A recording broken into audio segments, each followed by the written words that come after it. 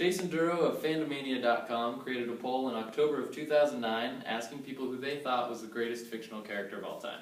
Now, are there any guesses as to who was voted number one? Karen, any guesses? Spider-Man. Oh, he was ranked number 3. Close. It was Batman. Big shocker. Alright, enough of that. Batman is set apart from all other superheroes because he's human, and relies only on his human abilities to become the best person that he can be. I believe he was voted number 1 because of our ability to relate to him. I'd like to talk to you about why Batman represents humanity at its very best. Bruce Wayne was able to take something very tragic, the murder of his parents, and turn it into something extremely positive for not only himself, but for everybody else around him. Through his dedication and hard work, he uses all of his abilities to fight for justice, help others, and battle crime wherever it may rise. For these reasons, I believe we should all strive to be more like Batman. Hopefully, if you're ever unsure of yourself or are having trouble making a decision, you can stop and ask yourself one question. What would Batman do? Now, I'd like to begin by talking about some issues we're faced with today in the world. We don't have such flashy villains as Batman does. We don't have the Riddler, or the Joker, or the Penguin in real life. But we do have very serious issues. We have diseases, war, famine, and homelessness. Now, there are plenty of good-hearted people out there who want to help fight such issues, but the problem is not everybody's that motivated to actually do something. That's the problem, we just don't act. So why is that? According to a study performed by the University of Michigan in May of 2010, college students today show less empathy than college students did 30 years ago. Now, by its definition, empathy is the ability to understand and share feelings of another. So according to that study, we're more interested in growing emphasis on ourselves than we are in lending a helping hand to others who need it.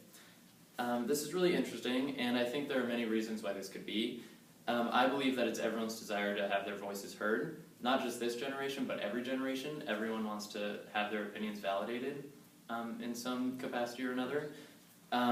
But I think the problem is it's so easy today to have our opinions heard through social media and other outlets like that, that we kind of get more fuel to have our own opinions heard and forget about everybody else's.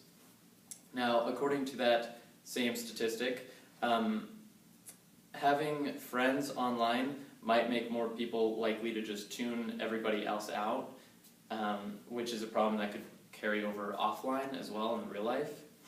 Now, Batman, on the other hand, is never numb to the pain of others. Since the death of his parents, he feels the pain that he felt that night for everybody else who ever falls victim of crime. It's his empathy that is his primary source of motivation to help his fellow citizens of Gotham City. According to Batman Psychology, an article posted by Wynn Perry on July 14th, 2012, he states that Batman is the poster boy for post-traumatic growth, meaning he was able to take that terrible tragedy as a child and turn it into something positive. Now, I'm not suggesting that everyone just sit around and wait for something terrible to happen to give you proper motivation to go out and do what's right. No, I'm just merely suggesting that we take some time out of our days to see things from other people's perspectives. Find anything that gives you the least bit of motivation to help others. Now, motivation. Motivation is a term that I've thrown out a lot throughout this speech, and it's probably the most important thing that Bruce Wayne needed in order to become Batman. Yet that seems like the one thing that a lot of us today are missing. According to a study conducted by San Diego State University and published on May 2nd, 2013, Generation Y, defined as those born between 1982 to 1999, are less motivated and less willing to work than previous generations. Now, I can't speak for anybody else, only I can speak for myself, but I find this to be very accurate. I am the definition of lazy.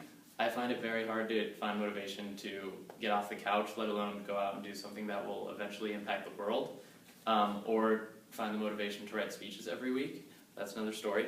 In that same study, 40% of Generation Y that were surveyed said they didn't want to work hard for their own success, as opposed to 25% of baby boomers surveyed in the 70s. Now, that's the problem. People just simply don't want to work today. Bruce Wayne knew that it took hard work to become the best that he could possibly be. It took years of rigorous training all over the world, and that's just something that none of us are willing to do. So that's the problem. We don't want to work. Now it's time to think about what we can do to fix this. I believe the solution to this problem is a simple one. It doesn't require you to register for anything. In fact, it doesn't really need you to take any immediate action whatsoever. Because before action is required, we all must change the way we think. If we are ever feeling lazy or unmotivated, or are facing any type of adversity, we have to stop and ask ourselves one thing. What would Batman do? That's what it comes down to. So in conclusion, is this speech really about living your life more like Batman? Yes, technically it is, but it's also a lot more than that. It's about being a better person. It's about treating others with respect and showing compassion to everybody else around you. According to an article titled "Why Does Batman Matter?", posted on March 2nd, 2012 by E. Paul Zare, he suggests that each one of us has a little bit of Batman inside, and it's up to find that bit and put it to use. Now, I couldn't agree more with this. I've personally seen a little bit of Batman in everyone in this classroom throughout this whole semester, whether it be joining the military and fighting for our country, or selling a pair of shoes you painted and donating the proceeds to charity. There's a little bit of Batman in all of us, including myself.